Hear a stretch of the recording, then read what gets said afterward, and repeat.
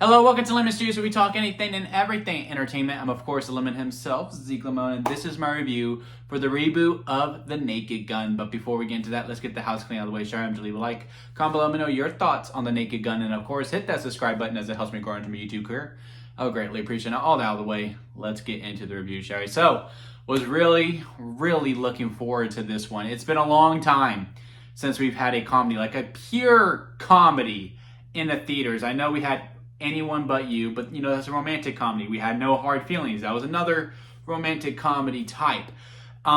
So to say like the actual or the whole point was to make you laugh. There wasn't a hook for love or action like a Deadpool and Wolverine, where it's just like, hey, we are wanting to hope that a bunch of strangers get together and they just laugh at the screen. We haven't had that.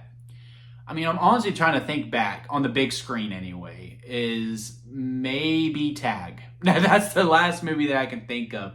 And The Naked Gun to me holds a special place in my heart. I used to rewatch those movies all the time. Hell, I still rewatch them quite frequently on Max. They were on Max. I haven't rewatched the original in quite some time, but I can still quote it to this day. Seeing the trailer, I thought they have really did a good job of that. But I was also worried about, like, oh man, did they do all the best jokes within the trailer? Because man, You've Been Arrested for a Man's Laughter is super funny. What was the other one?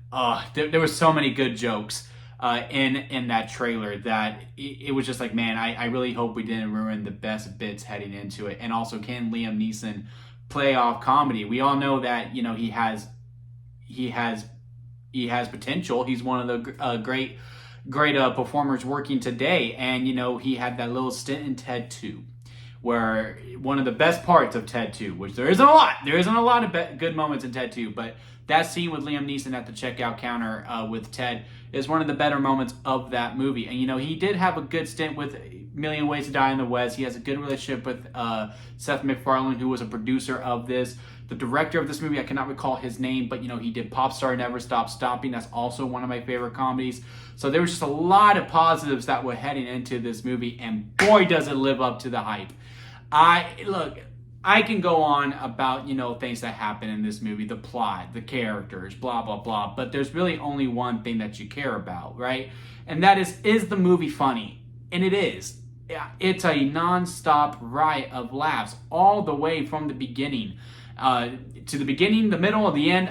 Every single scene. If it's not a line, that's a joke. It's the reaction to the line that is the joke. If it's not one of those, it's the cut to the wide shot that is the joke. If it's within the editing, it's within every single thing of this film is just one big joke. And most of the time they land. Some of the jokes do miss a little bit, but I do not recall the last time that my face was hurting as I was walking out of the theater because I was laughing that hard throughout the whole entire film. The last time that I can really think of when I was laughing that frequently throughout the whole entire film was maybe 22 Jump Street. And I am wanting to see the movie again simply because I know there's things I missed because I was in the middle of just laughing. There's going to be a lot of things I'm going to be stealing from this movie and using it within my everyday life.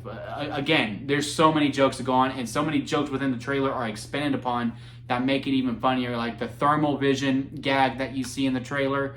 That gets expanded on. That becomes so much more hilarious. The chili dog scene, that is also a real standout.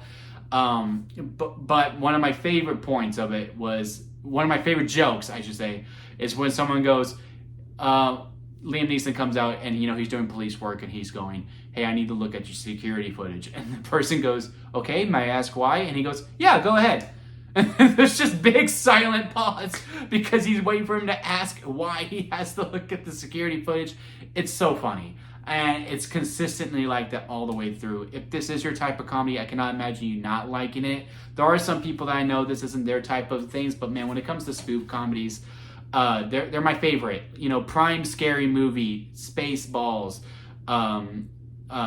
The Naked Gun, of course, Airplane, Blazing Saddles, can go on and on and on. Those are my type of movies, and we did them to the ground in the 2000s when we got to Disaster Movie, and when we started spinning off Fast and Furious and all of that, and the Hunger Games. They did get bad, but with how movies are today, And y'all know how I am. I watch every movie, right? But, we've had a lot of, bleak, trauma-inducing digging as to why we are thinking the way we are and how the trauma really shapes us who we are. Very thought-provoking and just very serious movies. It's really refreshing after seeing so many in the theaters where they're kind of within the same realm, because even the superhero movies are to that degree now too. Phase 4 and 5 were a little bit of a downer of the MCU. Were a little bit of a downer because, again, all it was just about trauma and mourning and grief and blah blah blah. It was just so refreshing going in where, yes, there is a plot. They are looking for a plot device. That's literally in the movie. And they never outright say it, but you can put it together. It's called a plot device. And it's really, really funny. And you got Liam Neeson, who is just having a ball. You can tell he's having fun, so therefore you're having fun. Pamela Anderson, they have great chemistry. The way that they are playing it so straight all the way through. It's one of those, I forgot where I've heard this quote from, but someone said that they were trying to do a joke it was in a movie or a TV show. Again, I cannot recall.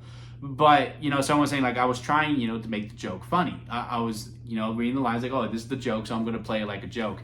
And the director calls cut and says, don't do that. If it's funny, they'll laugh. If it's not, they won't. And that's definitely how this movie is played. Everything is played so straight. No one's trying to make it a joke. There's no delivery on how they deliver the lines that, oh, yep, you see, I'm trying to make it funny. No, it's just played straight. And, it's just a credit to the writing team as well that it is that funny that, the actors don't really have to try to make it funny because it just is. And I am just really happy that we have this movie. And I really do hope it is successful. If you want to laugh, please buy a ticket to The Naked Gun, because in a lot of ways, this is a very important movie. If this movie is successful, then we're going to get more movies like it. The Scary Movie becomes more confident in its abilities to do what it wants to do. There's going to be no studio notes going, hey, you can't do that. They can do whatever they want. Same with Spaceballs 2 as well. I'm just happy. It's one of my favorite movies of the year. Is it one of the best movies of the year? No, but it's the most fun I've had in a theater, and that's for sure. And I recommend this movie to anyone, and I want to buy it on Blu-ray or 4K, I should say. I want to own the movie. I want to add it to my collection. And, with the death of physical media, to make you want to spend $30 on it as opposed to just waiting on whatever streaming service is going to be on, I think it's a real testament to what kind of movie it is. If I had to rank this on a lemon scale, sour lemon at the bottom, expired store-bought lemonade, a lot of bad, but hey, there's some good. Store-bought lemonade, it's good, but there's some bad lemonade. It's a movie. Freshly squeezed lemonade, and then strawberry lemonade at the very top. As much as I want to give it the strawberry lemonade, I will give it freshly squeezed. It does kind of maybe run out of gas a little bit once we get to the end, but this movie's only 85 minutes long. When it realizes, hey, we might be running out of gas here, the movie's already over. And that's the only real criticism that I can think of. But yeah, make sure you stay through the credits as well. There's a lot of jokes within that too. There's a good visual gag on the regular credits if you're looking at your phone the whole time, because there's a post-credit scene afterwards too. But there's a lot of very funny visual gags throughout the credits that are very, very fun to see. But yeah, let me know what you think of The Naked Gun if you had a chance to go see it. I really hope you do. It deserves your money. You say it's set to parody. They don't make them like they used to. This one, they made them like they used to. So buy a ticket. Go see The Naked Gun. It is worthy of your time. Leave a like if you made it this far within a review. I do greatly appreciate it. And again, hit that subscribe button as I am trying to grow into my YouTube career. And until next time, guys, I'll see you here at Lemon Studios. Don't forget to squeeze the day. Life is too short to not live it to your full potential.